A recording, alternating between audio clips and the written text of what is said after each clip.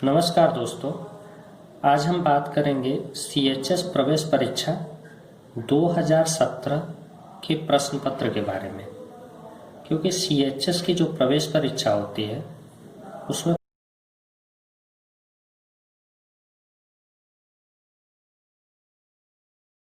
पुराने प्रश्न पत्रों का काफ़ी ज़्यादा महत्व है।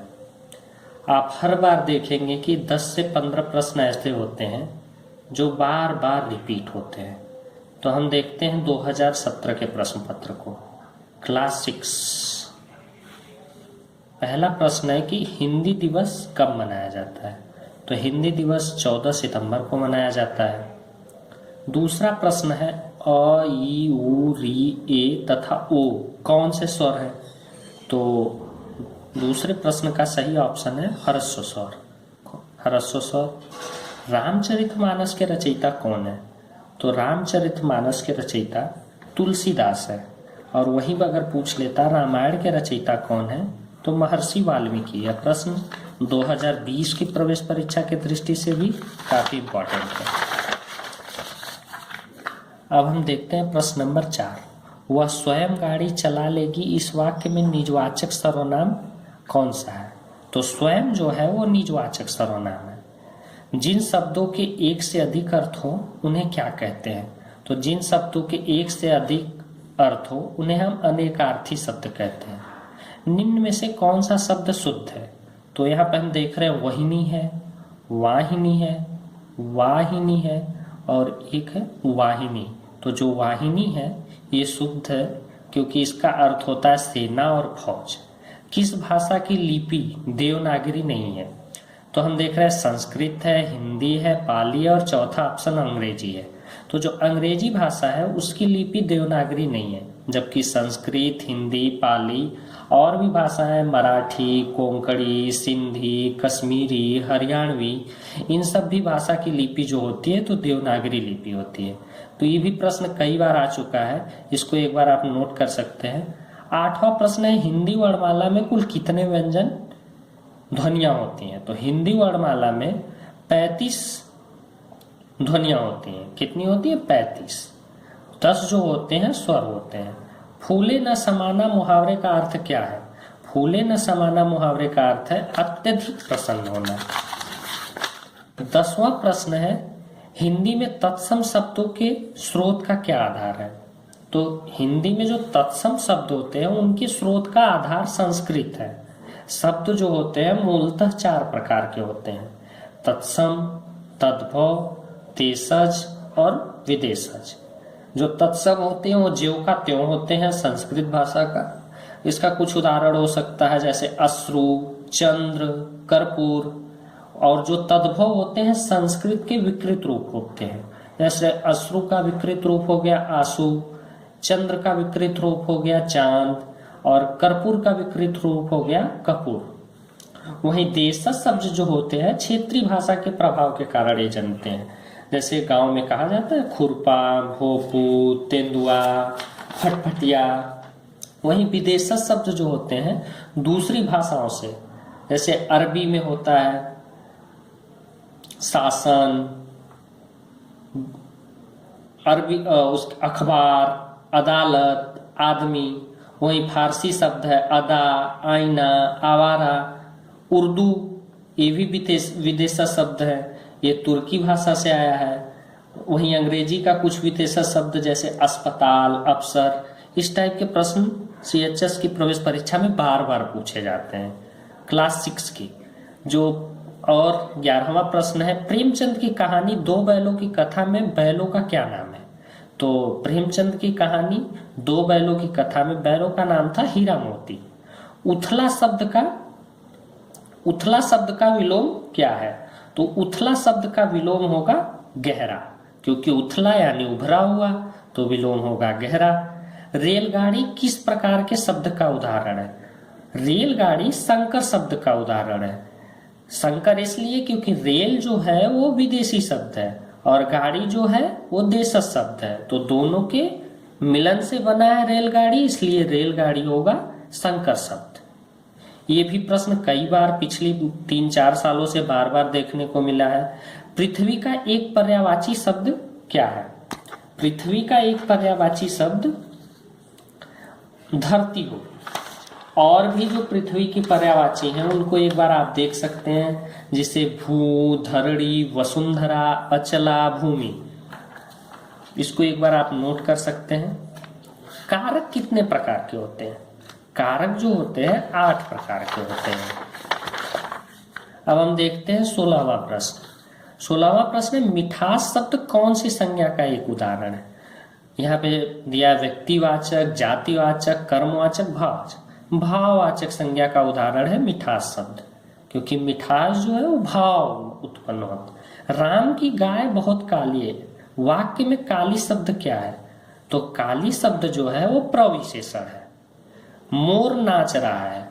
मोर नाच रहा है उदाहरण है वर्तमान काल का, भूतकाल का, भविष्य काल का, इनमें से कोई नहीं।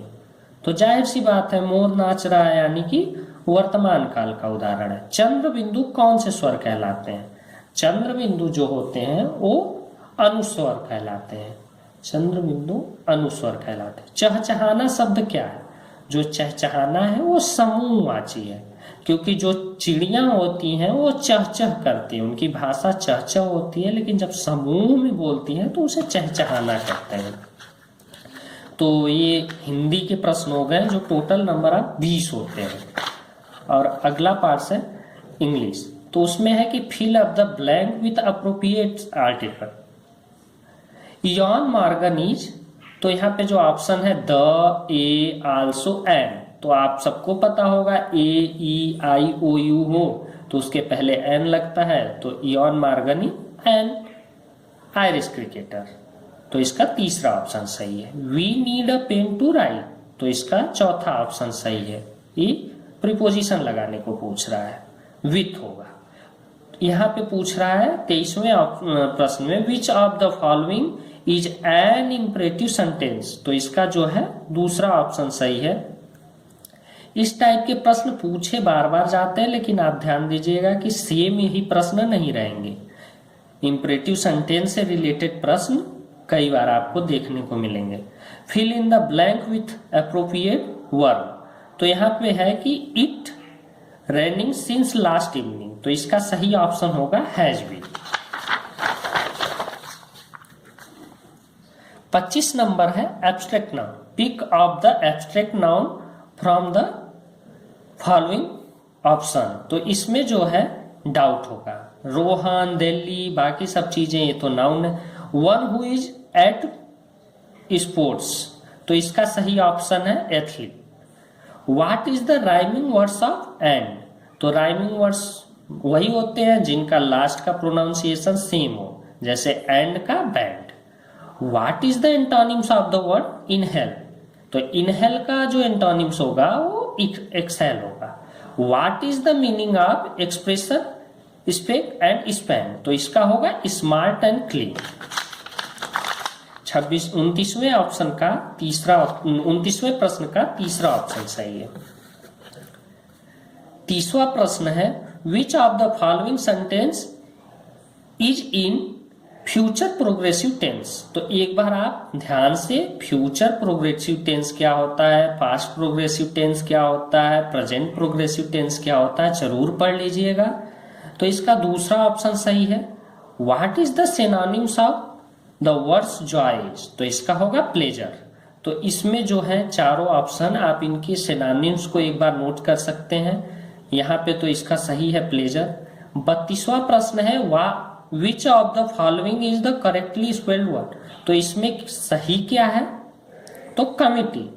कमिटी की मीनिंग जो होती है COMMIT होता है। एक बार ध्यान दीजिएगा, डबल टी और डबल ई होता है।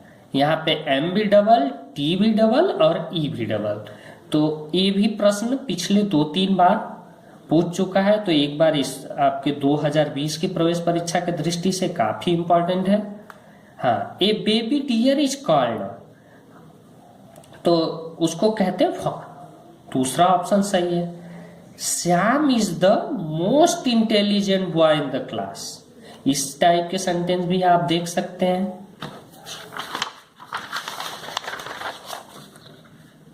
अब हम देखते हैं 35 नंबर प्रश्न, what is the synonyms of the harvest, तो उसका होगा reap. What is the verb of the examination, what is the verb of the word, तो इसका होगा एग्जाम।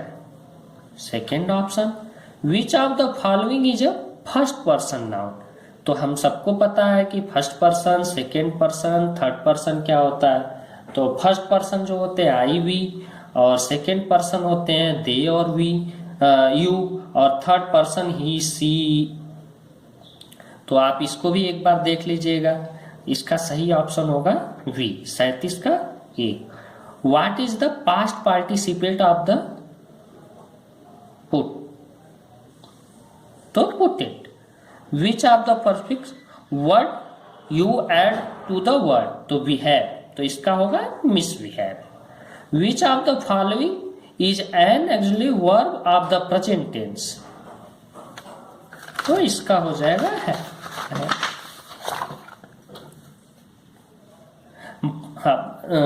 अब जो प्रश्न है वो सामान्य ज्ञान से संबंधित है। भारत की महिला राष्ट्रपति का नाम, तो सरोजनी नायडू, कमला नेहरू, प्रतिभा पाटिल और इंदिरा गांधी। तो सरोजनी नायडू राज्यपाल रह चुकी हैं, कमला नेहरू जो थी यूएन में भारत की पहली महिला अध्यक्ष, और जो इंदिरा गांधी भारत की प्रथम महिला प्रधानमंत्री, वहीं पे प्रतिभा पाटिल जो थी वो भारत की प्रथम महिला राष्ट्रपति। बाल दिवस प्रतिवर्ष किस तिथि को मनाया जाता है, तो बाल दिवस पंडित जवाहरलाल नेहरू की जयंती पर 14 नवंबर को मनाया जाता है। भारत की राष्ट्रीय नदी क्या है, गंगा। ये कभी कभी पूछ लेता है कि गंगा कहाँ से निकलती है, कहाँ खत्म होती है, गंगा की लंबाई कितनी है, तो इस प्रश्न को भी आप बार बार जरूर नोट कर लीजिएगा। खो खो खेल की टीम में कितने खिलाड़ी होते हैं, तो खो खो खेल के टीम में जो मैदान पे खेलते हैं टोटल नंबर ऑफ खिलाड़ी होते हैं 9 खिलाड़ी होते हैं, लेकिन पूरी टीम में 12 खिलाड़ी होते हैं। गुरुदेव की उपाधि किसकी थी, तो रविन्द्रनाथ टैगोर की। इनको महात्मा गांधी ने गुरुदेव की उपाधि दी, और महात्मा गांधी को इन्होंने महात्मा की उपाधि दी। अपील के लिए भारत में अंतिम न्यायालय कौन सा है, तो सर्वोच्च न्यायालय, जिसे हम सुप्रीम कोर्ट कहते हैं। सर्वोच्च न्यायालय जो है वो अपील के लिए अंतिम न्यायालय है, उसे हम लास्ट अपील न्यायालय कहते हैं। भारत के झंडे पर विद्यमान चक्र की कितनी तिल्लियां होती हैं, तो भारत के जो झंडे पे 24 तिल्लियां उसमें होती हैं। महाभारत की रचना किसने की, तो महाभारत की रचना वेद व्यास ने की, तुलसीदास ने रामायण की रचना की, तो इसका पहला ऑप्शन सही। हमारे सौर मंडल में कितने ग्रह हैं, हमारे सौर मंडल में टोटल 8 ग्रह हैं, पहले 9 ग्रह थे, तो इसमें कंफ्यूज मत होइएगा अगर इस बार भी ये प्रश्न आता है तो। इनमें से कौन सा पदार्थ द्रव्य नहीं है, तो लकड़ी एक ऐसा पदार्थ है जो द्रव्य नहीं है, वो ठोस है। सबसे बड़ा महाद्वीप कौन सा है, तो सबसे बड़ा महाद्वीप एशिया महाद्वीप है। रथ की सूरत में बना सूर्य मंदिर कहाँ स्थित है, तो रथ की सूरत में बना सूर्य मंदिर कोणार्क उड़ीसा में स्थित है। कभी कभी कोणार्क दे देता है, कभी कभी उड़ीसा। सुशील कुमार किस खेल से संबंधित है, सुशील कुमार जो है कुश्ती खेल से संबंधित है। इन्होंने ओलंपिक में कांस्य पदक भी जीता है। इनमें से कौन सा देश भारत का पड़ोसी है, तो पाकिस्तान, जिम्बाब्वे, मैक्सिको, इजिप्ट। तो जाहिर सी बात है इसमें तो सबको पता है पाकिस्तान ही भारत का पड़ोसी देश है। झारखंड की राजधानी का नाम क्या है, तो झारखंड की राजधानी जो है रांची। एक बार आप राज्य और राजधानी जरूर याद कर लीजिएगा। बाकी जो भारत के नए राज्य बने हैं या जम्मू कश्मीर जैसे जो भारत के नए केंद्र शासित प्रदेश बने हैं, कब बने हैं। किस जानवर को रेगिस्तान का जहाज कहा जाता है, तो रेगिस्तान का जहाज तो ऊंट ही है।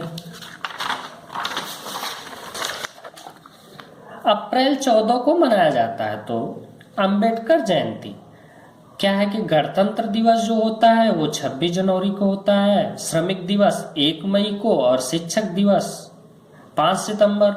तो अंबेडकर जयंती 4 अप्रैल जो बाबा साहब भीमराव अंबेडकर की जन्मतिथि है। लखनऊ किस नदी के तट पर स्थित है, लखनऊ जो है गोमती नदी के तट पर स्थित है। राष्ट्रपति द्वारा राज्यसभा हेतु कितने सदस्य मनोनीत किए जाते हैं? तो राष्ट्रपति राज्यसभा में 12 लोगों को मनोनीत करते हैं जो शिक्षा, स्वास्थ्य, साहित्य, भला भला चीजों में योगदान दिए रहते हैं। भारत का सबसे छोटा राज्य है, तो गोवा जो है भारत का सबसे छोटा राज्य है। अब है कुछ मैथ से संबंधित प्रश्न। 1 किलो आलू का दाम 5, तब 3.5 किलो आलू का दाम, तो जाहिर सी बात है 1 किलो आलू का दाम 15, तो 3 किलो आलू का दाम 1 किलो आलू का 5, तो 3 का 15, 3.5 का 17.5। यहाँ पे एलसीएम पूछ रहा है 4, 5, 6 का, तो आप एलसीएम और एलसीएफ अच्छे से देखिएगा क्योंकि कई प्रश्न आपको एलसीएम और एचसीएफ से मिलेंगे। इसका सही ऑप्शन 60 होगा जो कि इसमें नहीं दिया है। 63वां प्रश्न है, तो इसका सही ऑप्शन 9 है। एक बार इस टाइप के भी आप सवाल देख सकते हैं, बस नंबर अलग रहेगा, बाकी सवाल वही रहेंगी। 64वां सवाल है, अरुण की मां ने उसे 60 रुपए दिए। अरुण ने 3 पैकेट मैगी खरीदे। अब उसके पास 5 रुपए का सिक्का, 2 रुपए के सिक्के और 2 रुपए के सिक्के, एक मैगी का पैकेट का दाम बताइए। तो 17 रुपया होगा, बस कुछ ज्यादा अंतर नहीं रहेगा। अब इस बार पूछ दिया 60 रुपए, तो हो सकता है अगली बार 70 रुपए बोल दे, 4 पैकेट मैगी बोल दे, लेकिन सवाल जो रहेंगे इसी टाइप के रहेंगे।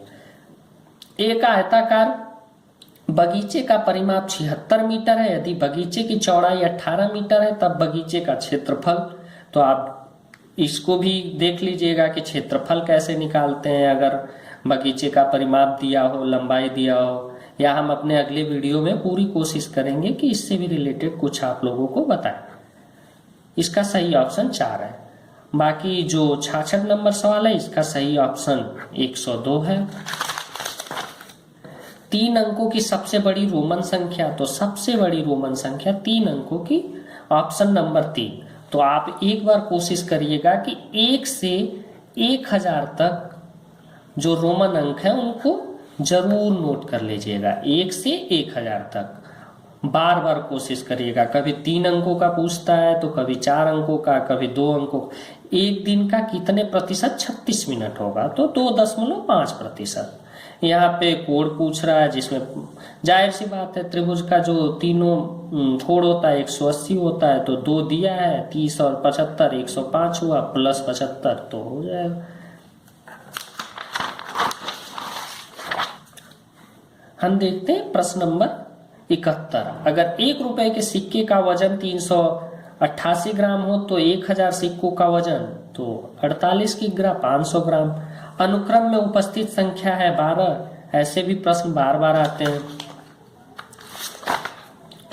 12, 16 और 56 का मसप यानी कि एचसीएफ क्या होगा? 4 होगा। आप एलसीएम और एचसीएफ बार बार जरूर देखिएगा। घनाभ के फलकों और किनारों की संख्या का योग क्या होता है? 18 होगा। 75 नंबर का सही ऑप्शन है 3।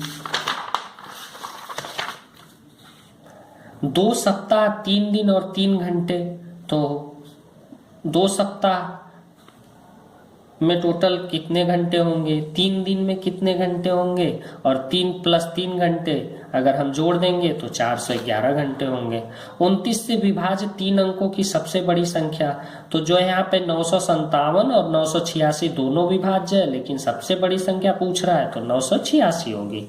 किसी डिजिटल घड़ी में 18:18 तो क्या अर्थ होगा? तो जाहिर सी बात है कि 18 यानी कि शाम को, तो 6:18।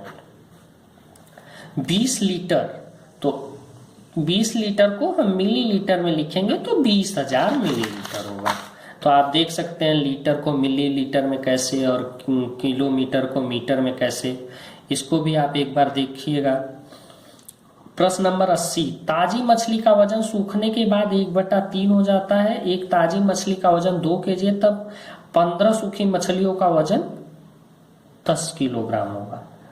किस प्रकार की वस्तुएं, अब हम साइंस से रिलेटेड प्रश्न देखते हैं। किस प्रकार की वस्तुएं प्रकाश की ओर आर पार नहीं होती? तो ये जो होती हैं पारभासी होती हैं। जो पारभासी वस्तुएं होती हैं इसमें प्रकाश आर पार नहीं होती।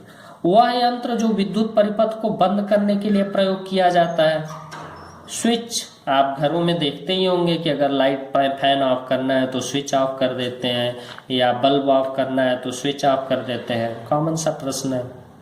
वातावरण की कौन सी गैस ज्वलन में सहायक होती है? तो ऑक्सीजन जो होती है वो जलने में सहायक होती है। प्रश्न नंबर 84, कौन सा पदार्थ चुंबक से आकर्षित नहीं होता है? तो लोहे से तो हम बार बार खेलते हैं, चुंबक से तो सटाते हैं। निकल, कोबाल्ट, लकड़ी, आप लकड़ी से देखिए कभी चुंबक उसमें नहीं आकर्षित होगा। सोयाबीन खाकर हम किस पोषक तत्व की आवश्यकता की पूर्ति करते हैं? तो सोयाबीन में जो होता है प्रोटीन काफी ज्यादा मात्रा में होता है, लगभग 49%। वह संधि जिससे हमारा सिर गर्दन से जुड़ा होता है तो इसे हम घुराग्र संधि कहते हैं।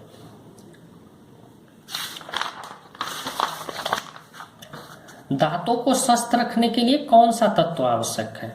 तो दांतों को स्वस्थ रखने के लिए हम टीवी में प्रचार भी देखते हैं, कोलगेट का तो देता है कैल्शियम युक्त।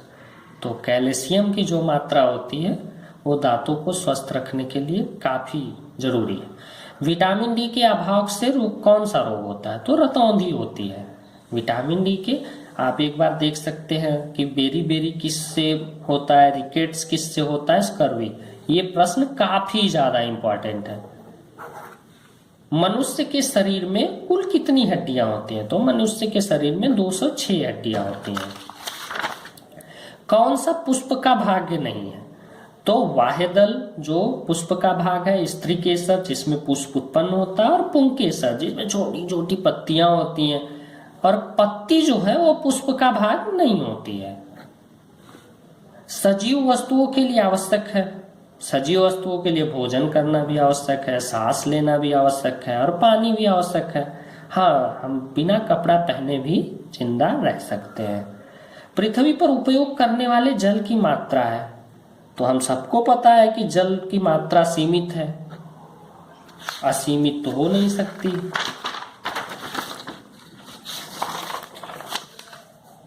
अब हम देखते हैं प्रश्न नंबर 93, निम्नलिखित में से कौन सा यंत्र भूकंप की तीव्रता नापता है? तो भूकंप की तीव्रता सिस्मोग्राफ पे नापते हैं।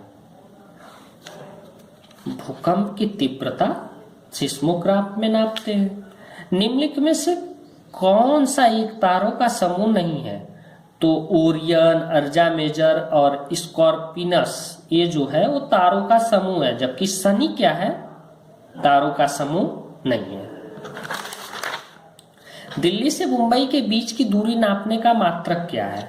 जाहिर सी बात है, अगर हम दिल्ली से मुंबई जाते हैं तो कहते हैं इतना किलोमीटर, या अपने घर से कहीं जाते हैं तो बताते हैं ना कि इतना किलोमीटर चल दिए। तो दूरी का जो मापक होता है किलोमीटर होता है। चंद्रमा है, चंद्रमा क्या है? एक उपग्रह है। कौन सा उपग्रह? प्राकृतिक उपग्रह। कोयला, तेल और प्राकृतिक गैस है।